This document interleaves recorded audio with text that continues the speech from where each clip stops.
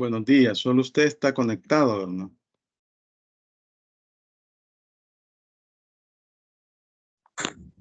Sí, buenos días, licenciado. Esta clase quizás va a tener poca no, ya tenemos dos, dos personas, buenos días. Buenos días, Nick. Bueno, vamos a dar inicio, pues, la verdad que la clase inicia a las 6:30 y termina a las 8. De todos modos, yo subo la grabación. Ya tenemos, quiero ver, 4 personas. Este día vamos a platicar sobre el contrato de arrendamiento, que algún grupo lo expuso. Lo vamos a ver desde el punto de vista civil, sobre todo. Hay una parte del arrendamiento que es más mercantil, ¿no?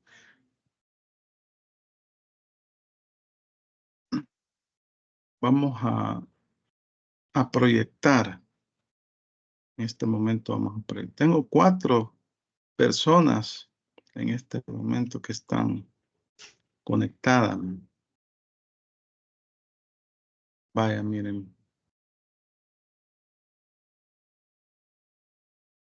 Bueno, esta clase es la última clase antes de salir de vacaciones.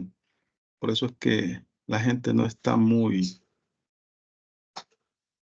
entusiasmada por recibir, ya sienten el olor a vacaciones. Pero esta clase es, todavía mañana van a dar clases.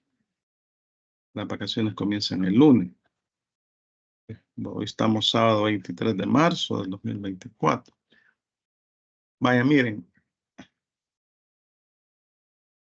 El contrato de arrendamiento es un contrato en el cual existen siempre, como todo contrato, existen dos partes, el arrendatario y el arrendante. El arrendatario es la persona que hace uso de la cosa y el arrendante es el dueño de la cosa, que por un precio estipulado por ambas partes se paga un canon mensual.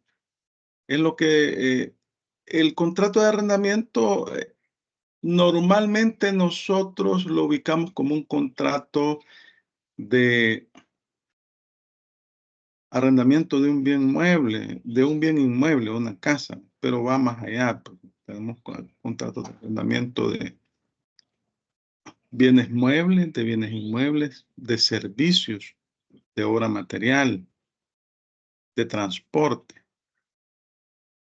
En el artículo 1703 del Código Civil se establece lo que es la definición, o en términos generales, la ley nos dice qué es el contrato de arrendamiento. El artículo 1703 nos da una idea de lo que podemos considerar un arrendamiento. ¿Alguien que me haga el favor de leerlo? Con gusto, Nick. Buenos días. Buenos días.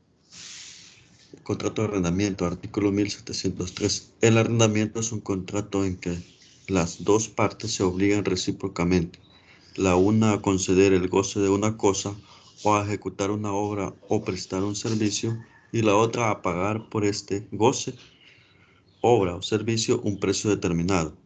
Deberán constar por escrito los arrendamientos cuyo precio total y único excede de 200 colones, o sea, indeterminado, y aquellos en que se hubiese estipulado un precio periódico que exceda de 200 colones en cada periodo, no siendo admisible en estos casos la prueba testimonial, sino en conformidad a lo prescrito en el artículo 1582.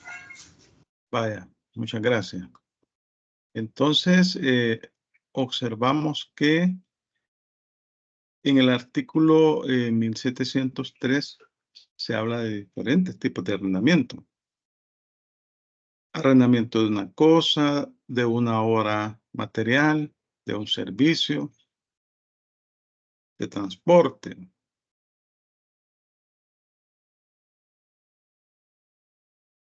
¿Cómo se define en nuestro derecho el arrendamiento? El contrato de arrendamiento se define como un contrato en que las dos partes se obligan recíprocamente, la una a conceder el goce de la cosa y la otra a pagar por este goce, obra o servicio un precio determinado. Es lo que dice el artículo 1703. ¿Verdad?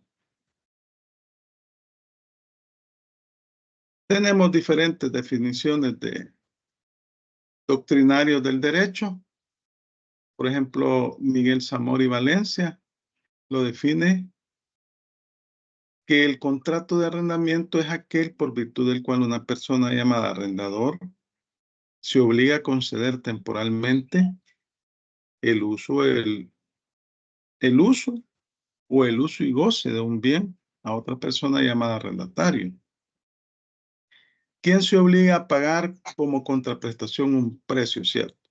Entonces vemos que aquí tenemos una característica del arrendamiento.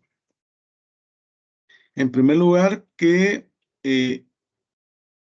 la persona que hace uso y goce de esa cosa no es el dueño de la cosa. Y en segundo lugar, que al igual que la compraventa, hablamos de un precio. Otro autor, Rogina Villegas, establece otro concepto. Un contrato por virtud del cual una persona llamada arrendador concede a otra llamada arrendatario el uso o goce temporal de una cosa mediante el pago de un precio cierto. Otra característica que vemos es que es el uso y goce temporal de una cosa, es decir, se establece un plazo. Se establece un plazo. Eso es importante tomarlo en cuenta. También tenemos otra definición.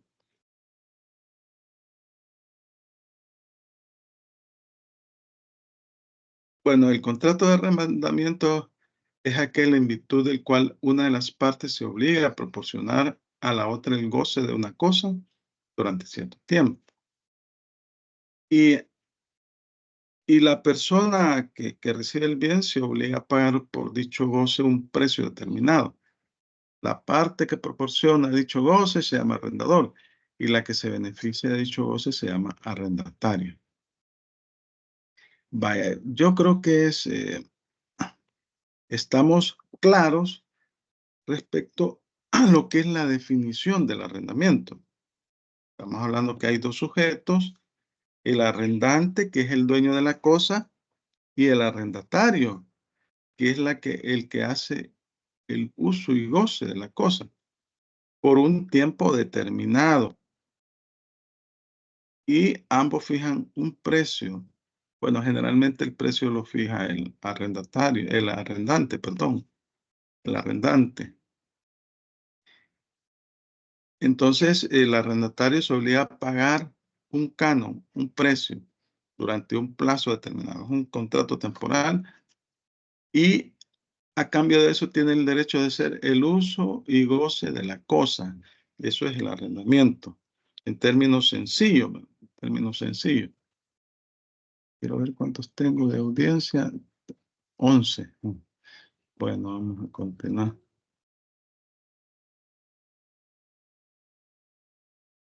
¿Cuáles son los elementos?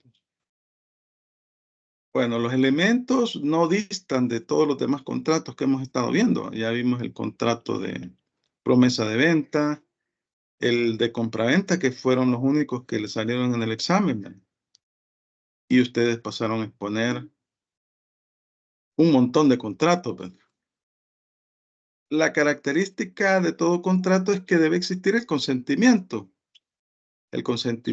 libre, la voluntad libre de las partes, exenta de cualquier vicio. Esa es una característica muy común en todos los contratos. Que una de las partes proporcione a la otra el goce de una cosa.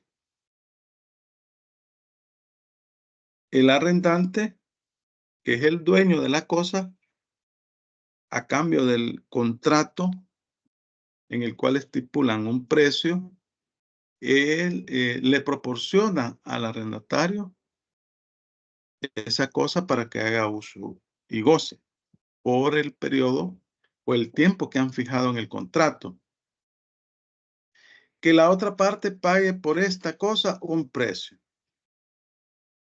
Que la otra parte pague por esta cosa un precio.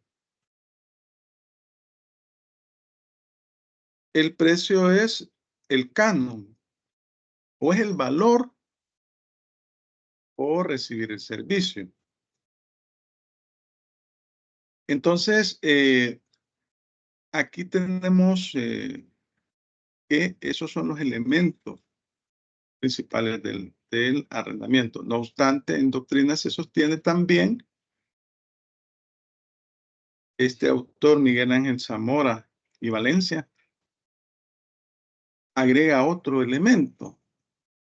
Él dice, es el consentimiento del objeto que se subdivide en precio y cosa, y la forma en la que se entrega la cosa arrendada. Ya vemos que hay dos elementos más. Primero decimos que el consentimiento, que una de las partes proporcione a otra el goce de una cosa y que la otra parte pague por esta cosa un precio. Luego tenemos que el objeto se subdivide en precio y cosa. El precio es el valor fijado para el uso y goce de esa cosa. Y la cosa es el bien material que se está entregando en este caso. Puede ser inmaterial también. Ya lo vamos a ver más adelantito. Y la forma en que se entrega la cosa arrendada. Cuando hablamos de la forma, este contrato debe ser por escrito. Y se debe hacer, bueno, se puede hacer en documento privado, autenticado por notario, o se puede hacer en escritura pública. La regla general es que se hace en documento privado, autenticado por notario. Esa es la regla general. Cuando hablamos de consentimiento, hablamos del artículo 1316, ¿no? La voluntad libre de las partes exenta de vicio. Eso es consentimiento. Tenemos dos momentos en que se perfecciona el consentimiento. Bueno, aquí hablamos de cuando las personas se encuentran presentes y cuando no se encuentran presentes. Si se encuentran presentes, elaboran el contrato, firman el documento. Si no se encuentran presentes, bueno, es regla general, sobre todo con las personas que viven en Estados Unidos de América, que tienen algún bien inmueble, alguna casa que dejaron, ¿verdad? Entonces le otorgan un poder a alguien, a algún familiar, para que en su calidad de apoderado pueda firmar ese contrato de arrendamiento. Creo que esto es común actualmente y no solamente se reduce al arrendamiento, también en la compraventa lo podemos ver. Tenemos también que decíamos que el objeto se subdivide en lo que es la cosa arrendada y el precio. Eso decíamos. Vaya, vamos a leer estas disposiciones legales que tenemos aquí señaladas. Vamos a ver el artículo 1704, el 1707 y el 1708. Lo vamos a buscar por aquí. Alguien que me haga el favor de leerme el artículo 1704.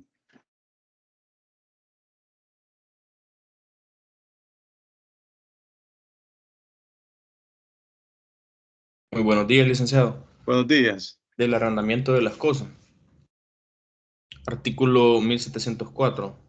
Son susceptibles de arrendamiento todas las cosas corporales o incorporales que pueden usarse sin consumirse, excepto aquellas que la ley prohíbe arrendar y los derechos estrictamente personales, como los de habitación y uso.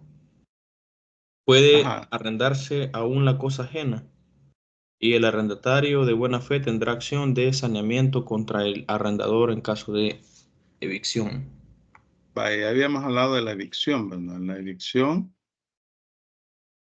lo que significa es la posesión de un bien sin ningún tipo de, la posesión pacífica, sin ningún tipo de restricción posterior, que pueda aparecer un tercero ahí diciendo que es el propietario.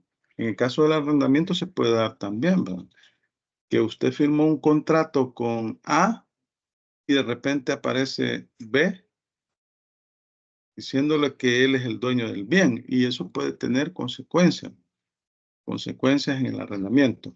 Pero acá vemos que al inicio del artículo nos dice, son susceptibles de arrendamiento todas las cosas corporales o incorporales. En los derechos también, ¿verdad? Que pueden usarse sin consumirse. Obviamente, porque una cosa que se consume no puede ser objeto de arrendamiento, ¿verdad? Excepto aquellas que la ley prohíbe arrendar y los derechos estrictamente personales como los de habitación y uso. Vaya, veamos, el 1705,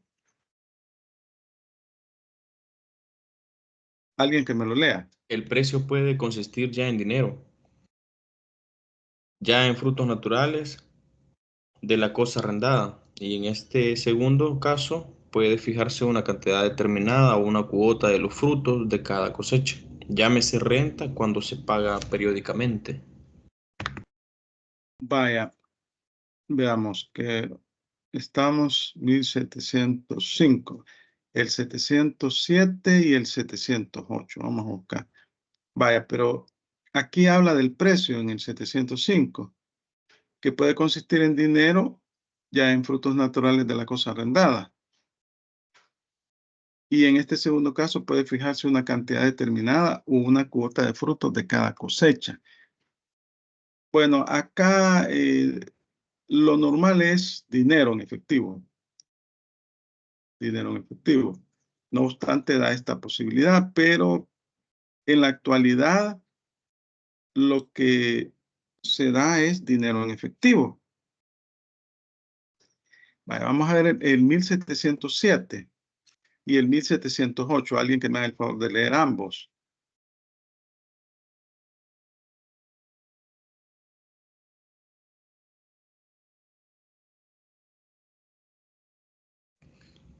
En el arrendamiento de cosas, la parte que da el goce de ellas se llama arrendador y la parte que da el precio arrendatario. Artículo 1708.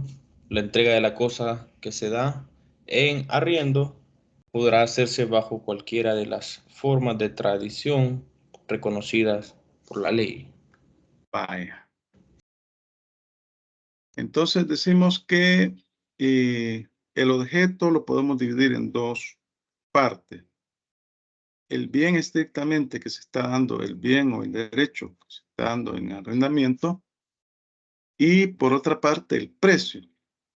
Y ya nos dijo el artículo 1705 en qué consiste el precio.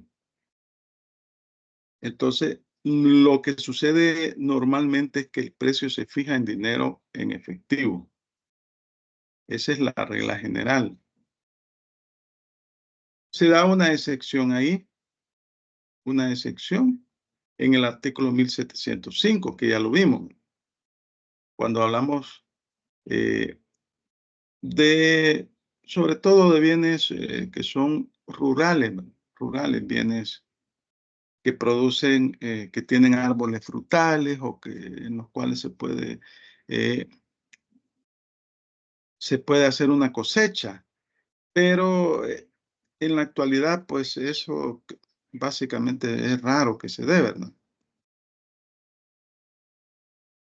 En el artículo 1706, el precio podrá determinarse de los mismos modos que en el contrato de venta. ¿Cómo se determina el precio en la compraventa? ¿Se recuerdan?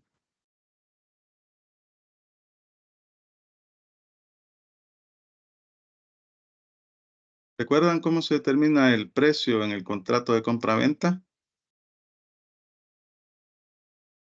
Les consulto.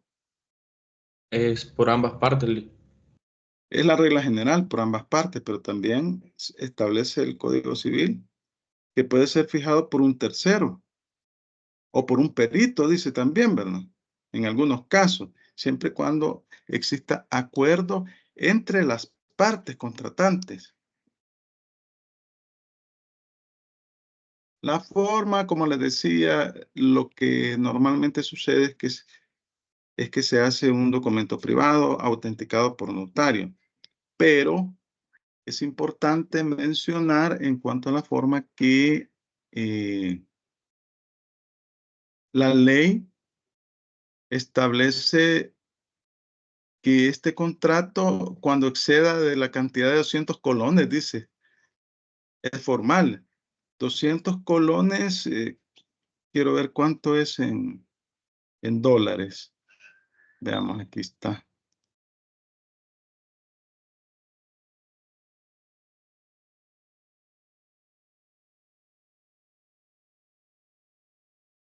$22.86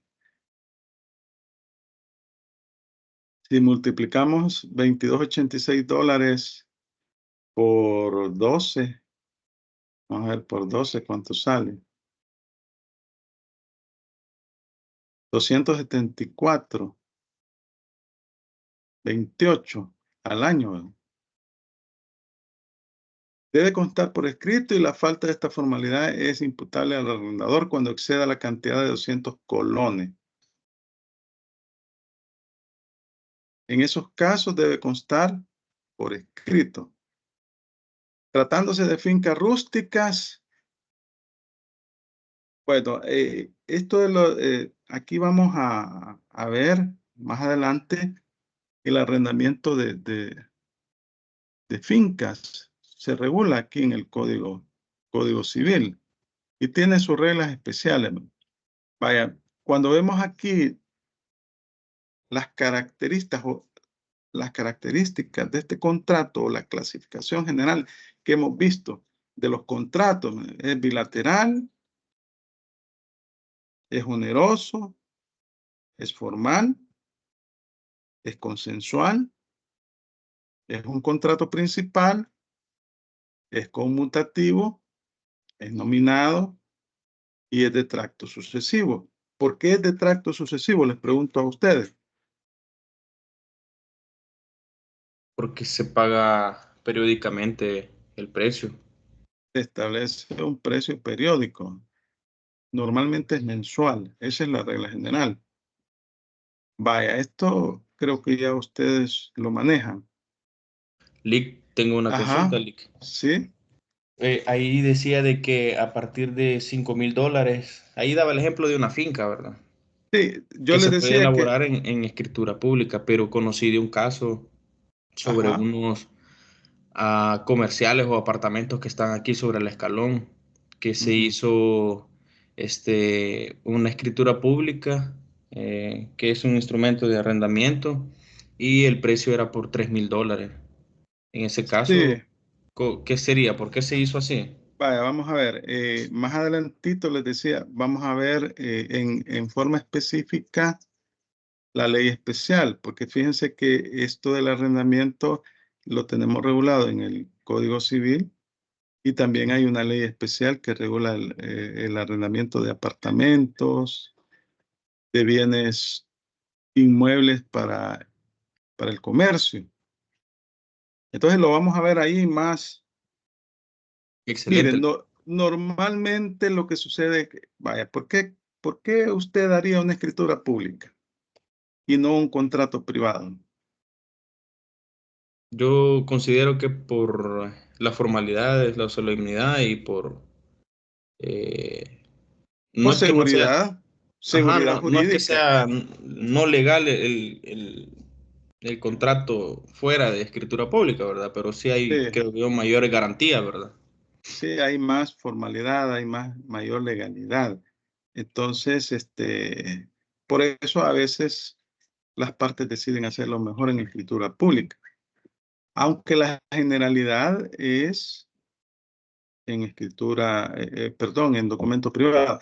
Ahora bien, hay una ley que regula el arrendamiento de bienes inmuebles que se utilizan para ¿cómo se llama? Para vivienda. Y los que se utilizan para utilizarlos como comercio. Entonces, en esos casos hay que aplicar esa ley, que la vamos a ver, ¿no? Pero vamos a comenzar de la regla general, ¿no? Que es el Código Civil. Vaya, vamos a continuar entonces. Tenemos el arrendamiento mercantil. Cuando el objeto del mismo es, acuérdense que cuando hablamos de derecho mercantil, hablamos de cosas mercantiles, aquellas que los comerciantes utilizan para su actividad principal. Hablamos de que un acto de comercio es un acto realizado en masa.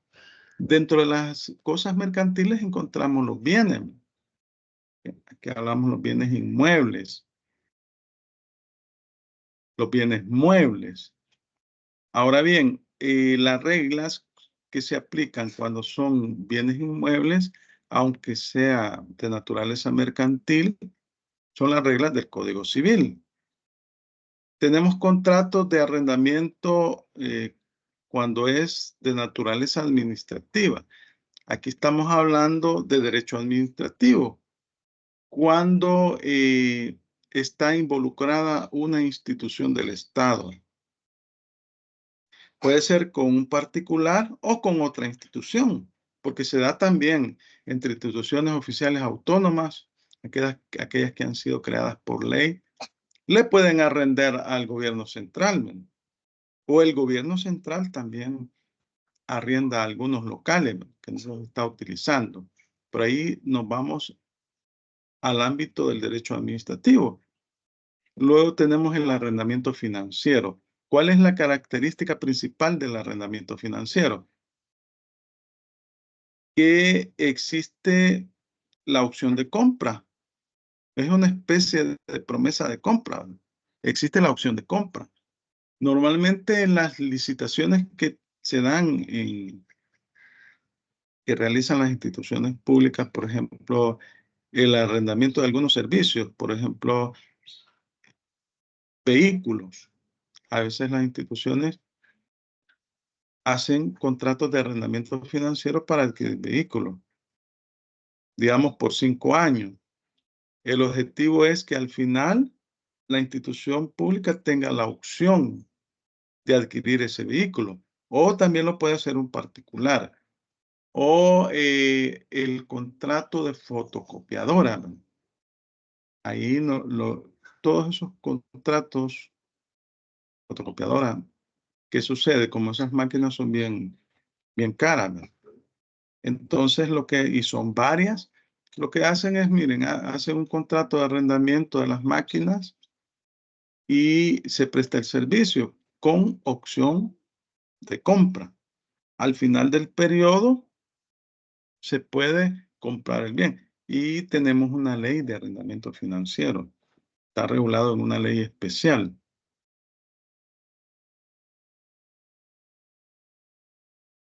Bueno, tenemos el arrendamiento de cosas. Esto se regula desde el artículo 1704 al 1757 del Código Civil. Hablamos una cosa, las cosas tienen la característica de que pueden ser, bueno, se dividen en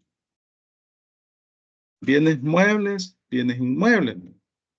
Pero una cosa, un bien mueble, la naturaleza de un bien mueble es que yo lo puedo percibir por los sentidos, lo puedo tocar, lo puedo trasladar de un lugar a otro. El inmueble yo lo percibo con los sentidos, pero no lo puedo trasladar de un lugar a otro porque está adherido a la tierra. El arrendamiento de obra. El arrendamiento de obra se regula del artículo 1784 a 1793. En una de las partes se obliga a ejecutar una obra por precio cierto. Tenemos el arrendamiento de servicios inmateriales. Contrato por el cual una de las partes se obliga a prestar a la otra un servicio por precio cierto. Y aquí tenemos los artículos 1794 al 1800.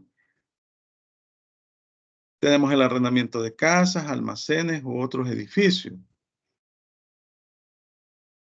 Aquí el objetivo es que se entrega una casa, un almacén, un edificio para a una determinada, a una o varias personas para que hagan uso y goce en un tiempo determinado de esos bienes. Y se estipula un precio. En realidad aquí el precio normalmente lo pone el arrendante. El arrendatario únicamente acepta o no acepta. Viene siendo una especie de contrato de adhesión en realidad, ¿verdad? Porque no es el arrendatario o es mentira que entre el arrendatario y el arrendante se ponen de acuerdo, salvo casos bien excepcionales. En el arrendamiento de casas, almacenes u otros edificios, aquí estamos hablando de para actividades urbanas. Este se regula del 1758 al 1765 del Código Civil. Y tenemos el arrendamiento de predios rústicos. Aquí hablamos de inmuebles.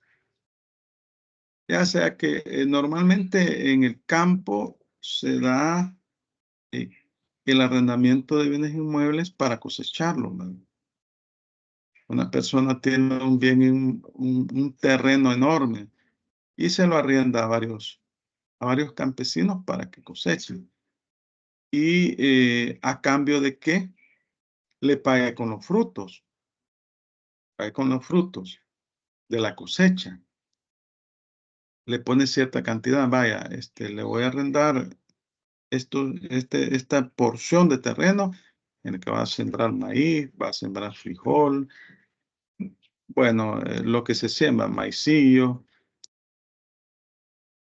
Y como creo que la cosecha es en agosto, creo que es una, en noviembre, que son 2 cosechas, a veces son 3 de estos tipos de bienes. Entonces, el campesino no le va a pagar un precio mensual, ¿verdad? El que produce la tierra, sino que lo que hace es entregarle una parte de su producción al dueño de la finca o del terreno. Eso sí es bien común en él. Por eso hablábamos que decíamos que el precio no necesariamente es en efectivo.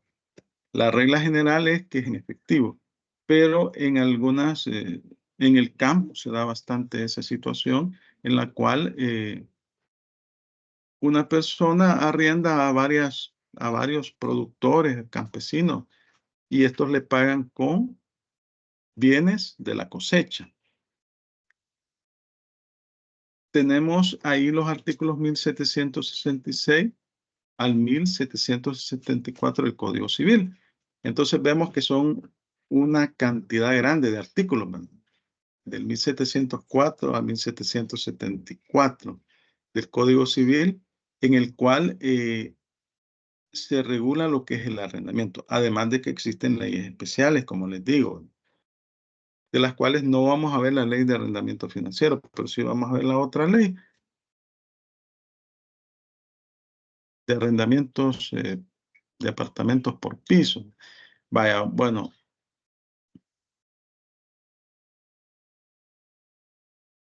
En el artículo 1704 del Código Civil se habla del arrendamiento de cosas. Ya vimos este artículo del 1704.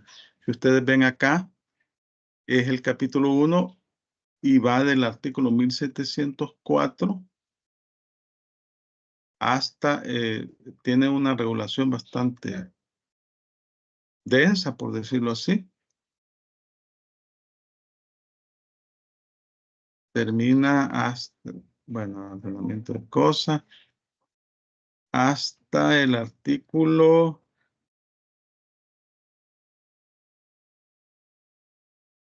1757.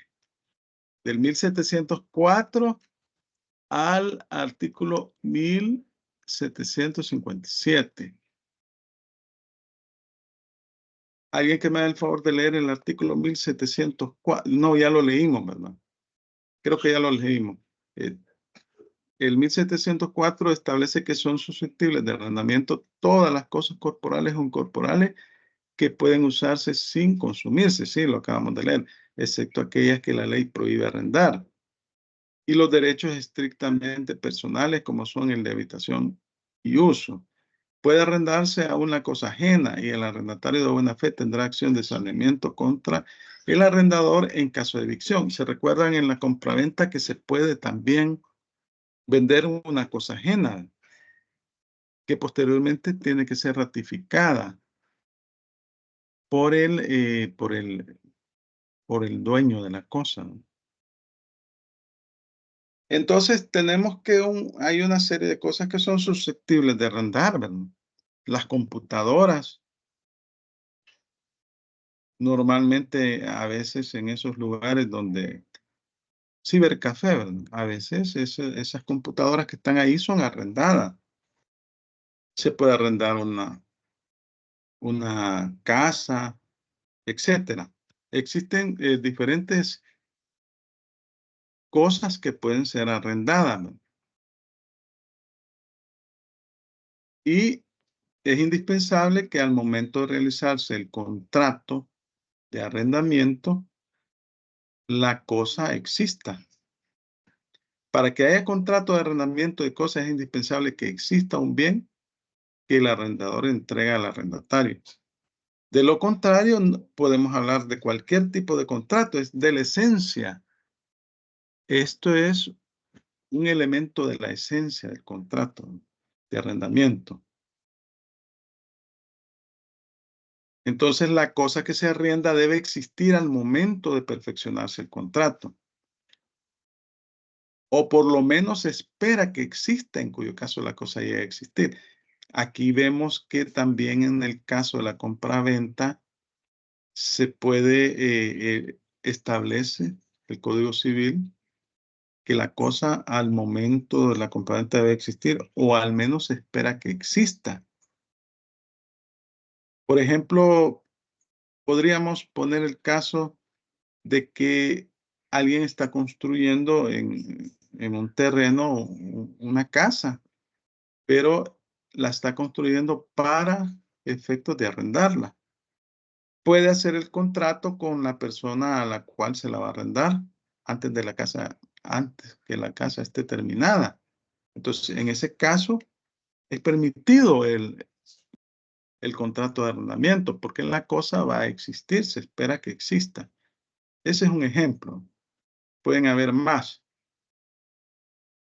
En el artículo 1738 del Código Civil se establecen las causales de expiración del contrato de arrendamiento. Vamos a ver, vamos a buscar en 1738.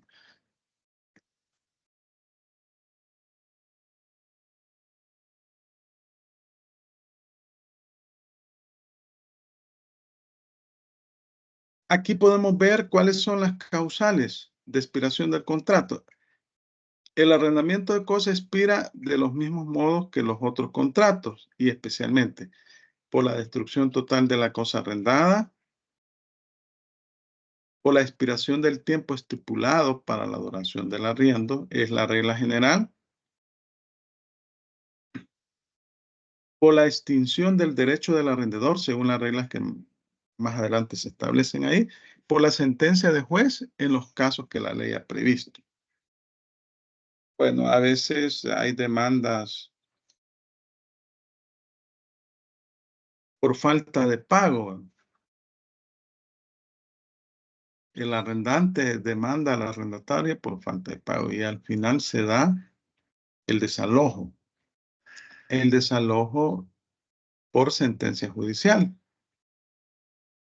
La destrucción total de la cosa. Díganme un ejemplo de expiración por destrucción total de la cosa. Sí, que en un se ha arrendado una casa y en un terremoto, digamos, se destruyó la casa, ahí deja de existir. Ajá, el caso de las colinas, ¿se recuerdan? Que un alud de tierra o de lodo sepultó.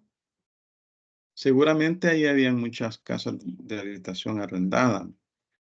Ese es un ejemplo. Ese es un ejemplo. Vaya, vamos a continuar acá.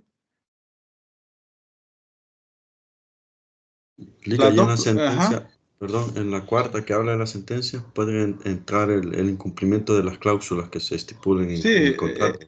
es que para que haya sentencia normalmente existe, ¿cómo se llama? Una demanda. Y normalmente lo que sucede es que el arrendante, que es el dueño del bien, demanda al arrendatario por falta de pago. Y al final la sentencia se resuelve por la vía judicial. Un juez emite eh, la sentencia y condena al desahucio. ¿Saben ustedes qué es el desahucio?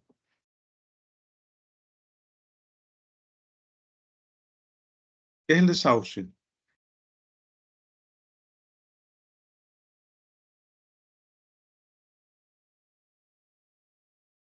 ¿No han escuchado esa palabra? Es normal en los contratos de arrendamiento. El desalojo, Eso es el desalojo de la persona, en este caso del arrendatario. Entonces, las dos causales principales de expiración del arrendamiento son la destrucción de la cosa arrendada, forma total, y la cesación del tiempo establecido para la cosa en arriendo. Es la regla general, ¿no? Sin perjuicio de las otras dos que menciona el artículo 1738. Cuando finalice el plazo del arrendamiento del contrato, entonces la parte entrega en las condiciones adecuadas el bien, es decir, debe de entregar la cosa como fue recibida, salvo el deterioro normal que recibe por el uso, Entonces, en esos casos, estamos hablando de terminación normal del arrendamiento, cuando finaliza el plazo establecido. Vamos a leer los artículos 1739 y el 1764. 1739. Alguien que me haga el favor de leerme el 1739.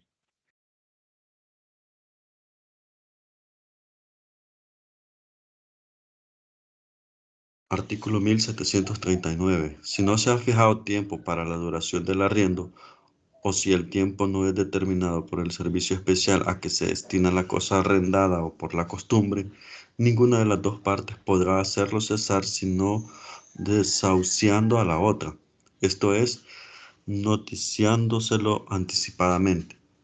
La anticipación se ajustará al periodo o medida del tiempo que regula los pagos. Si se arrienda a tanto por día, semana, mes, el desahucio será respectivamente de un día, de una semana, de un mes. El desahucio empezará a correr al mismo tiempo que el próximo periodo. Lo dispuesto en este artículo no se extiende al arrendamiento de inmuebles, de que se trata en los capítulos 5 y 6 de este título. Vaya, acá es el caso cuando no se ha definido el plazo del contrato. Puede haber algún contrato que por alguna situación se les olvidó colocar la cláusula del plazo. ¿Qué sucede en estos casos? Bueno, si el arrendante necesita el bien que está arrendando, debe notificarle con la debida anticipación al arrendatario el desahucio, o sea, el desalojo. Desahucio es desalojo. Y esta notificación debe coincidir con el pago, es decir, con la fecha de pago. Si se ha establecido que cada 30 de mes se efectúa el pago, el 30 de mes debe notificarle con la debida antelación para que le desaloje el bien. Eso es lo que nos está regulando esta disposición. Vamos a ver en 1764.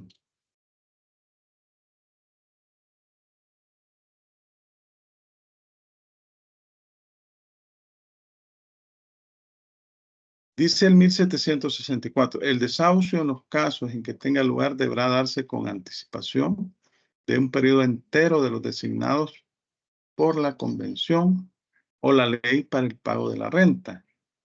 Debe hacerse con la debida antelación, debe coincidir la notificación con la fecha de pago y debe de permitírsele al arrendatario que pueda buscar otro lugar. Entonces dice periodos enteros. Se le debe dar con la debida antelación y mientras busca a dónde irse, ¿verdad?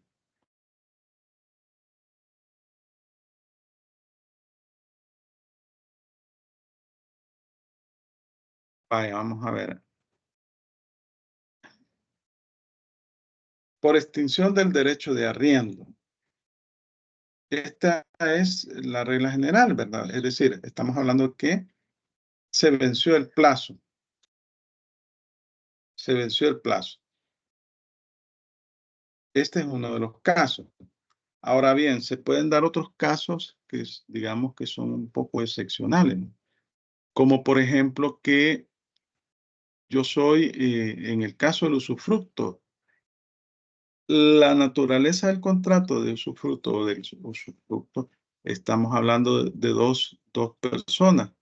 El nudo propietario, que es el dueño de la cosa, y el usufructuario, el que hace uso y goce de esa cosa.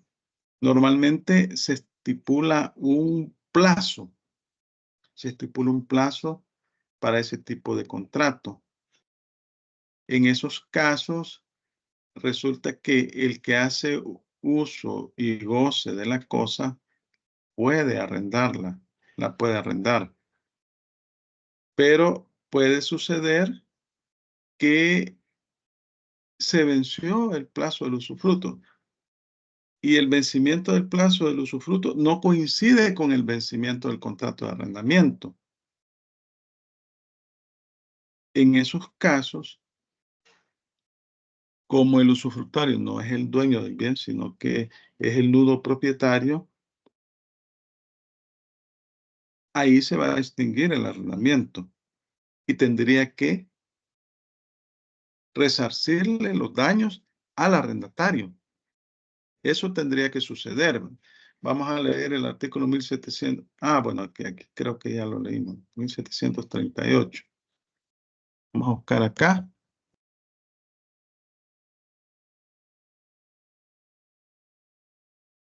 Por extinción del derecho del arrendador, según las reglas que más adelante se expresan. Un caso es el usufructo. Aquí hablamos que se le venció el plazo del usufructo, debe de entregar el bien al nudo propietario. Pero resulta que no se ha vencido el plazo del arrendamiento. Ahí pues tendría que reconocerle al arrendatario el pago por daños y perjuicios como consecuencia de la finalización anticipada del plazo, es decir, antes de que finalice el plazo del arrendamiento. Entonces, ahí estamos hablando que como consecuencia de la finalización del usufructo, se extinguió el derecho del arrendador. Y en cierta medida, hacer un contrato de arrendamiento a sabiendas de que se le va a vencer el plazo, del usufructo, pues trae algún tipo de consecuencia. Entonces, a menos que negocie el arrendatario con el dueño del bien, ¿verdad? Salvo en esos casos. Pero en todo caso tendría que reconocerle. Tendría que reconocerle los daños y perjuicios en que pudo haber incurrido. O tendría que dársele un plazo razonable para que pueda desalojar el bien. Ahora, cuando hablamos de sentencia judicial, ahí hablamos el caso de que existe una demanda. Existe una demanda por parte del arrendante al arrendatario, ya sea por falta de pago, pero también se puede dar una demanda entre el arrendatario y el arrendante, ¿va? Porque la cosa no cumple con las estipulaciones pactadas en el contrato, que de repente la cosa no es habitable o se vuelve inhabitable, ¿va? Y habla arrenda, con el arrendante y este no quiere cumplir, ¿verdad? En esos casos también se puede dar una indemnización por daños y perjuicios. Aquí vamos a leer algunas disposiciones. Bueno, el 1360 ya lo hemos leído en ocasiones anteriores, ¿verdad? 1360 del Código Civil.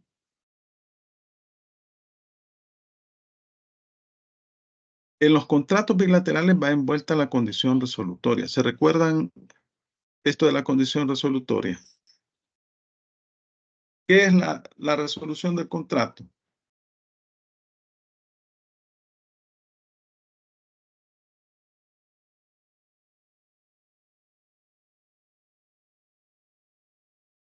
¿Qué es la resolución del contrato? ¿O qué es la condición resolutoria? Que se regula en el artículo 1360. Le pregunto.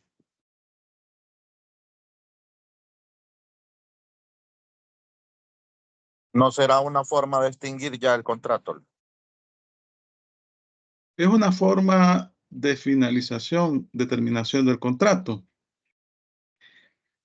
Esta condición resolutoria siempre se establece en la mayoría de contratos y la cláusula normalmente reza que en caso de incumplimiento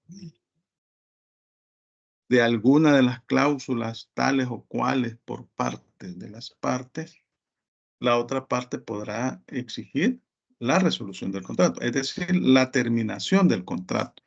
Eso es lo que regula el artículo 1360. Entonces, esto se relaciona con los artículos 1738, que es el que acabamos de leer, ¿verdad? En 1738 están las causales, ¿verdad? Las causales por las cuales puede finalizar este contrato de arrendamiento. Y estamos en el caso de la sentencia de un juez. Aquí pues se genera una demanda. La regla general es que el arrendante demanda al arrendatario por falta de pago. Y al final se da el desahucio por sentencia judicial, o sea, el desalojo. Pero a veces también puede darse el caso de que el arrendatario demande al arrendante porque no quiere cumplir o porque la cosa no cumple los requisitos señalados en el contrato. Puede darse también esa situación. Vamos a ver, 1746 al 1749.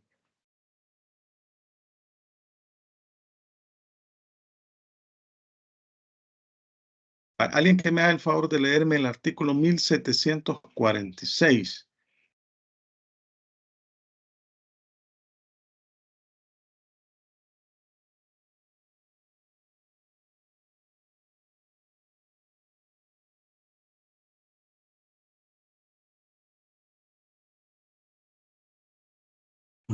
Sí, artículo 1746. Extinguiéndose el derecho del arrendador sobre la cosa arrendada por una causa independiente de su voluntad, expirará el arrendamiento aún antes de cumplirse el tiempo que para su duración se hubiera estipulado. Si, por ejemplo, el arrendador era usufructuario de la cosa, expira el arrendamiento por la llegada del día en que se debe cesar el usufructo, sin embargo, de lo que se haya estipulado entre el arrendador y el arrendatario sobre la duración del arriendo. Vaya, muchas gracias. El 1747 establece que cuando el arrendador ha contratado en una calidad particular que hace incierta la duración de su derecho, como la de usufructuario y en todos los casos en que su derecho esté sujeto a una condición resolutoria, no habrá lugar a indemnización de perjuicio por la cesación del arriendo en virtud de la resolución del derecho. Pero si teniendo una calidad de esa especie hubiera arrendado como propietario absoluto, será obligado a indemnizar al arrendatario, salvo que éste haya contratado a sabiendas de que el arrendador no era propietario absoluto. Bueno, aquí, como les decía, aquí se dan dos situaciones. Una es que el arrendatario sabe que la cosa es usufructuada y que se va a vencer en tal plazo el usufructo. Y la otra es que no sabe, actuó de buena fe. En esos casos, cuando hay negligencia del arrendante, pues tiene que pagar daños y perjuicios. Ahora, el 1748, aquí hablamos de los casos de expropiación por causa de utilidad pública. Cuando el Estado expropia un bien por causa de interés público, es decir, el Estado puede ser que va a construir una obra en un determinado lugar y resulta que va a verse afectada el bien inmueble que se está arrendando. Ahí pues explica, lo que aplica es el procedimiento establecido en la ley de expropiación para ocupación de bienes del Estado por causa de utilidad pública. Y este artículo establece algunas reglas. Alguien que me haga el favor de leerlo.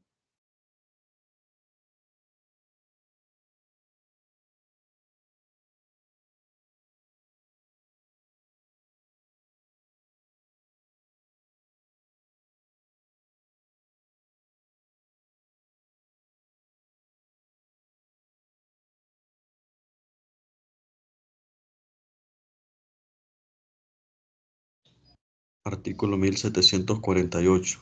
En el caso de expropiación por causa de utilidad pública, se observarán las reglas siguientes. Primero, se dará al arrendatario el tiempo preciso para utilizar las labores principales y coger los frutos pendientes.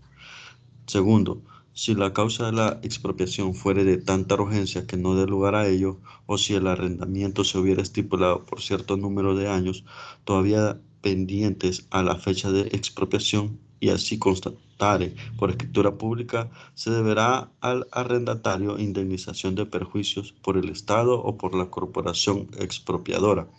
Tercero, si solo una parte de la cosa arrendada ha sido expropiada, habrá lugar a la regla del artículo 1718, inciso tercero. Vaya, esa regla, gracias, del artículo 1718, inciso tercero, habla que de la reducción del precio en la forma proporcional al bien. Si se redujo el bien que se está arrendando, se tiene que reducir el precio proporcionalmente. Entonces, aquí hablábamos pues que en estos casos el Estado debe de regirse por la ley de la materia, la ley de expropiación, y debe de pagar el precio del bien a precio de mercado al arrendante. Pero en estos casos, cuando no se le da ningún tipo de plazo siquiera para que pueda el arrendatario desalojar, entonces el Estado tiene que indemnizarlo también. El 1749 establece que extinguiéndose el derecho del arrendador por el hecho culpa suyos, como cuando vende la cosa arrendada de que es dueño, o siendo usufructuario de ella, hace cesión del usufructo al propietario, o pierde la propiedad por no haber pagado el precio de venta, será obligado a indemnizar al arrendatario en todos los casos en que la persona que le sucede en el derecho no esté obligado a respetar el arriendo. Y el 1750 establece, estarán obligados a respetar el arriendo todo aquel a quien se transfiere el derecho del arrendador por un título lucrativo. Todo aquel a que se transfiera el derecho al arrendador a título oneroso. Si el arrendamiento ha sido contraído por documento inscrito, exceptuándose los acreedores hipotecarios anteriores al arrendamiento. Si en el contrato se establece que existe un arrendamiento y que se debe respetar, en estos casos, pues, la persona que adquiere el bien debe de cumplir con esa cláusula. De lo contrario, tendrá que pagar daños y perjuicios.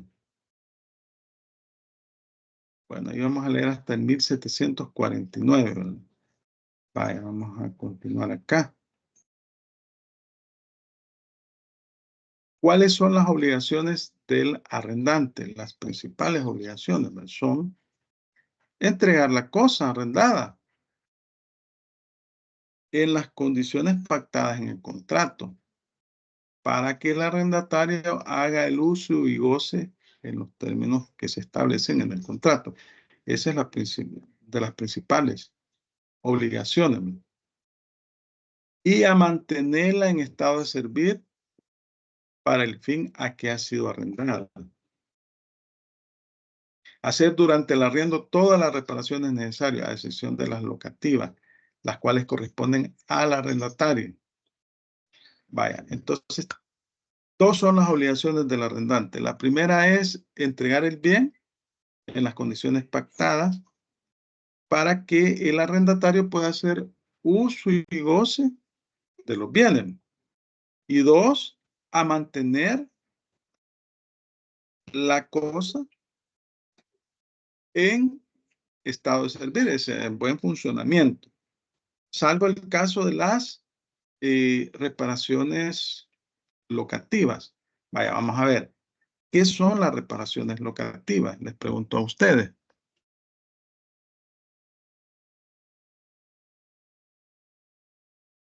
Aquí se hace una diferenciación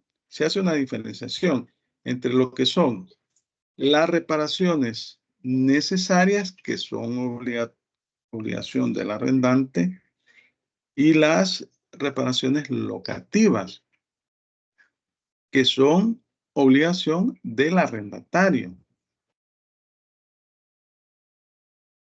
¿Cuáles son las reparaciones locativas?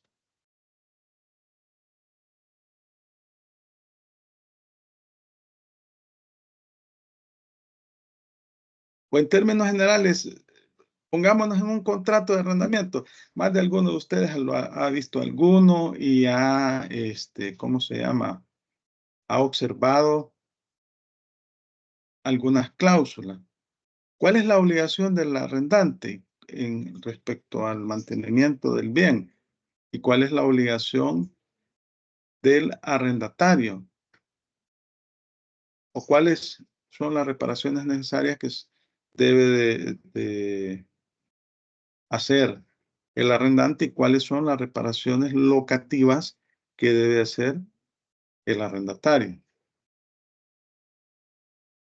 Sí, quizás, nunca he visto, no he tenido un contrato, pero quizás podría ser las que les corresponden al arrendatario, serían las que pueden esperar, como pintar la casa y todo. Y ya el que está usando la casa, si se daña un chorro o el baño, digamos, por ejemplo, eso no puede esperar, sino que serían las reparaciones que él tendrá que hacer.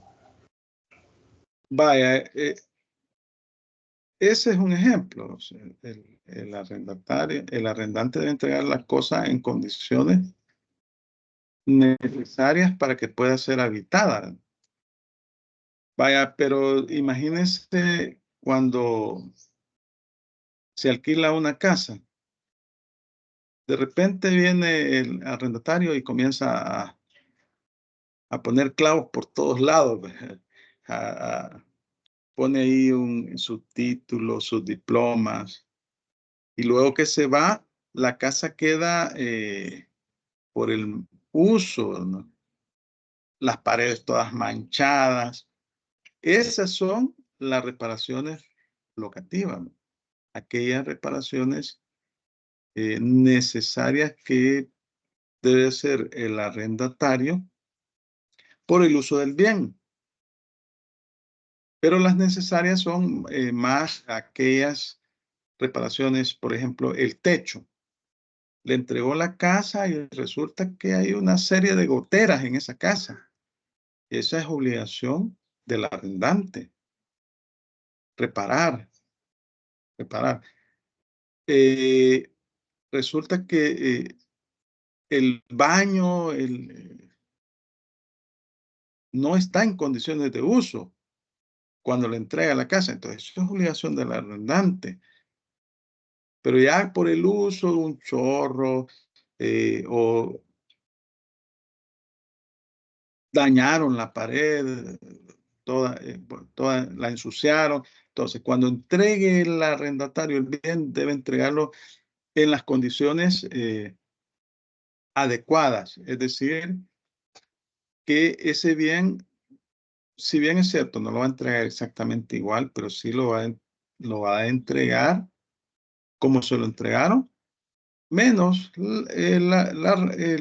por el uso y menos, digamos, la depreciación que pudo haber recibido el bien por el uso o el desgaste que tuvo ese bien por el uso. Eso sí es normal. Vamos a leer el artículo que el 1715.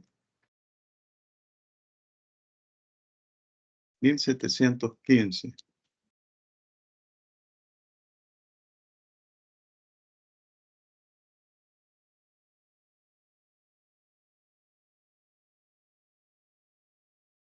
Vaya, alguien que me lea el artículo 1715.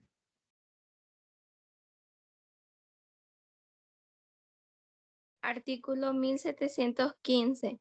La obligación de mantener la cosa arrendada en buen estado consiste en hacer durante el arriendo todas las reparaciones necesarias, a excepción de las locativas, las cuales corresponden generalmente al arrendatario, pero será obligado el arrendador aún a las reparaciones locativas si los deterioros que las han hecho necesarias provinieren de fuerza mayor o caso fortuito, o de la calidad de la cosa arrendada. Las estipulaciones de los contratantes podrán modificar esas obligaciones. Vaya, entonces, gracias. Las reparaciones locativas son reparaciones menores como consecuencia del uso del bien, que dañó la pared, clavó un montón o colocó un montón de clavos en la pared, ¿verdad? Entonces, cuando se vaya, tiene que, esos hoyitos que dejó los tiene que reparar, ¿verdad? O mancharon la pared, o el piso, esos son reparaciones locativas. Pero si estas son a consecuencia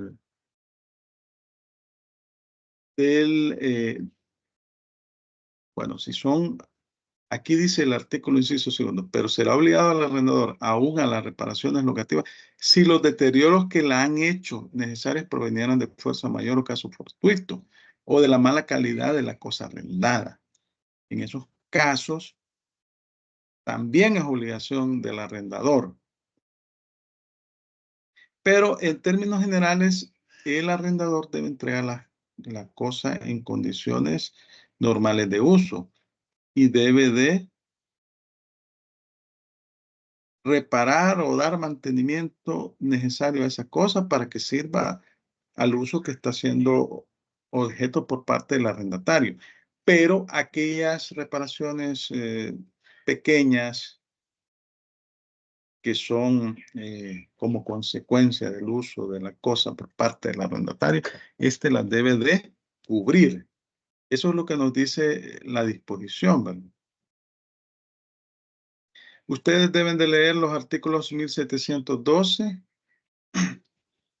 al 1725. Ahí se detallan una serie de obligaciones que debe cumplir el arrendante. Deben de recordar que el tercer examen será examen oral. Entonces yo entendería que si les estoy diciendo que lean del artículo 1712 al 1725 es porque lo van a leer y que puede ser susceptible de preguntas en el examen oral, ¿verdad? Ya sabían que va a ser oral el tercer examen, ¿verdad? Pregunto. Sí, por regla Sí. general, casi siempre que en la Ya tercera es oral. está, sí, ya está así definido. El tercer examen va a ser oral. Entonces yo lo que hago, lo hago grupal. Pasan los grupos en su orden, grupo 1 al grupo 10, y lo hago en 2 clases. 15 minutos por cada grupo y ahí pregunto. Son preguntas directas. Entonces lo que ustedes deben de hacer, como esta es la primera clase de la tercera unidad, el contrato de arrendamiento, hacer un cuestionario y leer las disposiciones legales para estar preparado para el examen, porque ahí no hay mucho tiempo, son 15 minutos que yo les doy, porque no puedo pasar todo el ciclo haciendo examen oral, ¿verdad? Entonces, son preguntas concretas, respuestas concretas. Vaya, miren, en el artículo 1728, ahí se definen lo que son las reparaciones locativas. Vamos a buscarlo, 1728. Seguro que yo le pregunto, explíqueme qué es el desahucio. Explíqueme qué son las reparaciones locativas. Explíqueme qué son las reparaciones necesarias. ¿Cuáles son las obligaciones del arrendatario? ¿Cuáles son las obligaciones del arrendante? El 1728 establece, el arrendatario es obligado a las reparaciones locativas. Se entienden por reparaciones locativas las que según la costumbre del país son de cargo de los arrendatarios y en general las de aquellas especies de deterioro que ordinariamente se producen por culpa del arrendatario o de sus dependientes. Tiene un montón de niños traviesos, como todo buen niño. Un niño sano es travieso. Y se ponen a pintar en las paredes con crayola. No sé si todos los que tenemos niños sabemos eso. Se ponen a pintar con crayola, ¿verdad? O con lápiz en las paredes. Y si el bien no es mío, si no es yo estoy alquilando, ¿qué debo de hacer? Pintar las paredes, ¿verdad? Porque no me las dejó así ¿cómo se llama? El arrendante. Entonces, y en general, las de aquellas especies de deterioro que ordinariamente se producen por culpa del arrendatario o de sus dependientes, como descalabros de paredes o cercas, albañales y acequias, rotura de cristales, etc. ¿Se entiende esto de las reparaciones locativas? Sí, yo en mi caso, yo siempre explico cuando se da lectura a un contrato de arrendamiento, que también, por ejemplo, cuando se arruina un foco, un chorro, también esos son por el uso normal. Ajá. Y por eso se dañan, se arruinan, se deterioran. Entonces ya esa es obligación de la persona, restituirlo o arreglarlo. Ajá. ¿Y cuál es obligación del arrendante? ¿Qué les explica a ustedes? Usted, perdón, o qué consta en ese contrato. La obligación del arrendante ya son, un ejemplo, sí, ya son cosas, un ejemplo como una gotera, cosas así, ¿verdad? El, Como el un sistema daño eléctrico, en sistema imagina el sistema eléctrico. eléctrico. Ujú. Esas Ajá, o cosas sí sea, ya le corresponden a él. ajá, o sea, debe de entregar la cosa en condiciones de uso. Eso le corresponde. Vaya, entonces ya tenemos aquí que la ley nos define qué son las reparaciones locativas. Vamos a continuar acá. Y las no locativas son las necesarias. Aquí tenemos un concepto. Las reparaciones no locativas se configuran cuando el inmueble sufre graves deterioros que comprometen incluso la estabilidad física o estructural del bien y su permanencia como unidad constructiva. Y por ello, estas reparaciones, como norma general, son de cargo del arrendador, salvo que tales deterioros provengan del arrendatario. Obviamente que si hay negligencia del arrendatario, debe de cubrirlo. Esos daños que le pudo haber causado.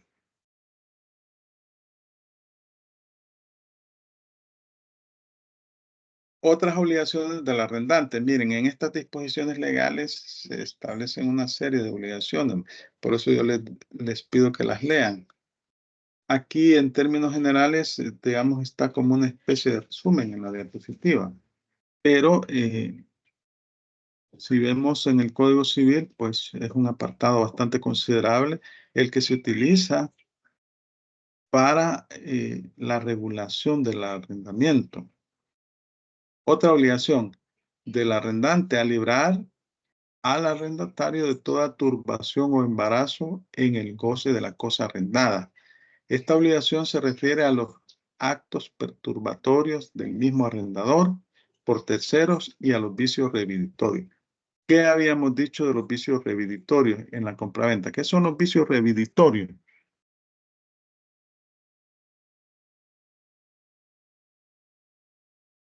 Son los vicios ocultos que Los vicios ocultos que puede tener el bien, porque yo no solo puedo arreglar una vivienda, perdón, puedo arrendar una vivienda, puedo arrendar un vehículo, puedo arrendar un bien mueble. Por ejemplo, una fotocopiadora, yo la puedo arrendar. Entonces, pero como es obligación del arrendante entregar la cosa en condiciones de buen uso para que el arrendatario pueda hacer uso y goce de la misma, entonces también debe de cumplir con los vicios ocultos. Esa es una obligación del arrendador. Y esto lo pueden ustedes encontrar desde el artículo 1720 al 1722. En el primer artículo expone que tendrá el arrendatario derecho a la terminación del arrendamiento y rescisión de contrato por vicios ocultos. En el 721, el arrendatario tendrá derecho a indemnización de perjuicio. En el caso del artículo, cuando estamos hablando de vicios ocultos. Y el arrendatario perderá el derecho a la indemnización en casos previstos en el 722. Bueno, el 700, vamos a ver el 722, veamos. El arrendatario, dice el 1722, no tendrá derecho a indemnización de perjuicios que se le concede por el artículo precedente, o sea, en caso de vicio redivitorio, si contrató a sabiendas del vicio y no se obligó el arrendador a sanearlo, o si el vicio era tal que no pudo sin grave negligencia de su parte ignorarlo, o si renunció expresamente a la acción de saneamiento por el mismo vicio designado. Bueno, esta es una regla muy especial, ¿verdad? Porque la regla general es que el arrendante debe de cubrir los vicios redvitorios y debe indemnizar los daños y perjuicios, porque por su misma naturaleza son vicios ocultos, salvo que por la naturaleza del vicio o del desperfecto, el arrendatario se percata inmediatamente y no dice nada. En esos casos, pues aquí el artículo 1722 dice que no está obligado, no está obligado el arrendante. ¿Cuáles son las obligaciones del arrendatario? Bueno,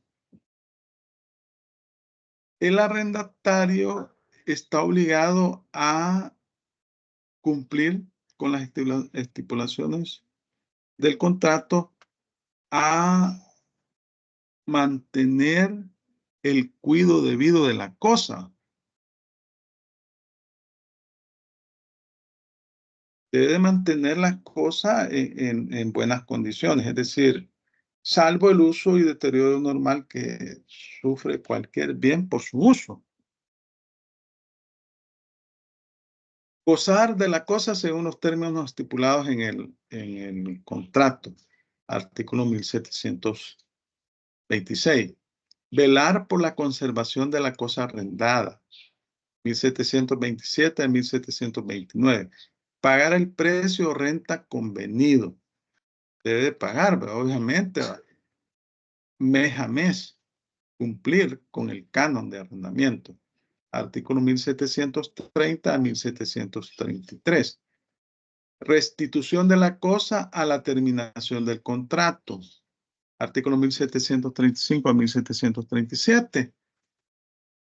Es decir, ¿qué implica la restitución de la cosa en el caso de una casa que se está arrendando? ¿Qué implica? ¿Qué significa esto de la restitución de la cosa a la terminación del contrato? Que le va a devolver un ejemplo, si es una casa, le va a devolver la vivienda objeto del contrato en las mismas condiciones que se la entregó. Ajá. ¿Pero qué implica devolver la vivienda? Llevar a cabo el desahucio. Ajá, desalojar la vivienda. Llevarse todos sus chunches, llevarse todas sus cositas, ¿verdad?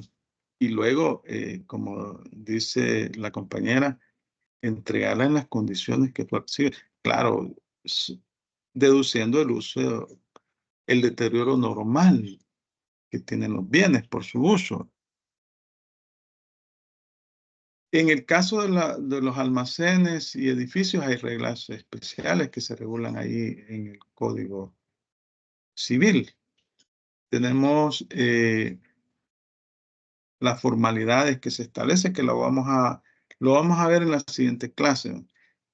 Las obligaciones del inquilino, 1758 a 1765, expiración de la rienda. También tenemos reglas particulares en el caso de los predios rústicos, que se regulan del artículo 1766 al 1774 del Código Civil. Vaya, miren, también tenemos el contrato de arrendamiento de obra material. ¿Y qué idea les da a ustedes eso, obra material? ¿Cómo es que voy a arrendar una obra material? Arrendamiento de obra material.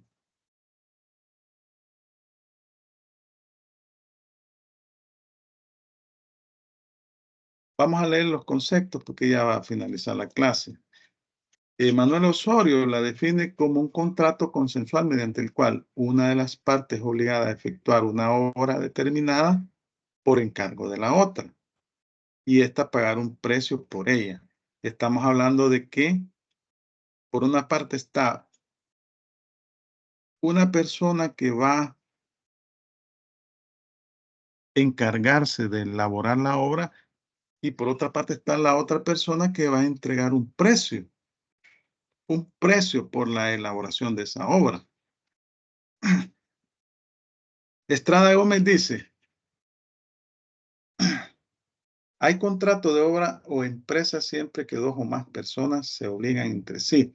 La una a llevar a cabo una tarea o labor determinada y la otra pagar por ella a la primera un precio o remuneración, pero sin que aquella se ponga bajo el servicio, subordinación o dependencia de esta. Cabanelas la define este contrato por el cual una de las partes se obliga a ejecutar una obra por precio cierto. Este contrato se denomina también de ejecución de obras y contrato de empresa. Se encuentra regulado desde el artículo 1784 al artículo 1793. Como ya poco tiempo queda, ¿verdad? Y al final yo creo que mejor vamos a dar algunas indicaciones generales. Tengo aquí, quiero ver, 22 personas. Creo que como 24 fueron las que estuvieron conectadas. Vaya, el examen ya, el promedio y todo ya está en el aula virtual. Ahí pueden verificar su nota. Todos. Yo tengo que subirla. Veré si la subo en el transcurso de la próxima semana. Tengo que subir las notas. Entonces verifican ustedes, sí, Velasco, Valencia, Marisol, Esmeralda. Licenciado, una pregunta. El punto por el laboratorio no aparece todavía. ¿Cómo no? Ahí está. Ahí está. Solo 22 personas hicieron ese laboratorio. Lo que Yo pasa, todavía. licenciado, Ujú. que yo le escribí, pero yo sí lo mandé al correo, me imagino que por eso no me aparece, porque como a las 8:12 lo mandé al correo y hasta después me fijé Sí, que que se había como, habilitado. Ujú, por eso es. sí, como es un examen, ¿verdad? Es un laboratorio. En el parcial, igual, ¿verdad? Yo lo que hice es que mandé un mensajito ahí, les di un tiempo adicional, corto, pero pues sí, no puedo estar. Es un examen y son las reglas de los parciales. Sí, Ahí perdón. usted, ajá, sí. Sí me aparecen las notas, pero no el promedio, aunque ya hice mis cálculos. En el aula virtual no le aparece el promedio. El promedio no, solo las Verifique, calificaciones. verifique nuevamente. Sí, ahí Verifique estoy porque ahorita. ahí está. Sí, Es el raro promedio no, porque solo tengo las ¿Dónde tres aparece el calificaciones. promedio? Porque vaya, aparece. es que si yo entro al aula virtual, ustedes, ¿cómo se llama? Van a ver las notas de todo mundo. Aula virtual. Y quiero ver, voy a entrar.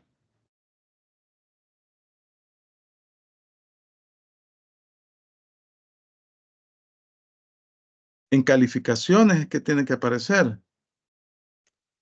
Sí, ahí están. Por lo menos en mi caso están las tres notas, pero el promedio sí no, aunque ya hice mis cálculos. Quiero ver, es que a veces hay problemas con la fórmula. Quiero ver, derecho civil. Vamos a ver, derecho civil. Vamos a entrar a calificaciones aquí. Ahí van a ver las calificaciones de medio mundo. De mundo y Raimundo. Quiero ver, vamos a ver, me voy hasta el final. Al final acá tengo que ver la nota. Quiero ver aquí. Aquí está la nota, ya está la última. Vale, por ejemplo, ¿cómo, cómo se llama usted? Mario Mengíbar. Molina Sánchez. Vale, miren, va, aquí está Jeffrey Alexander. Aquí está el parcial ordinario, cuánto sacó. Aquí está la entrega. No, hizo el punto. Tiene 8.6. Donde dice total evaluación, Molina Sánchez, por favor, José Alexander. Molina Sánchez, pues que aquí tengo que, viera que no es fácil aquí. Aquí tengo que poner Molina Sánchez. Vamos a ver la M, Molina Sánchez.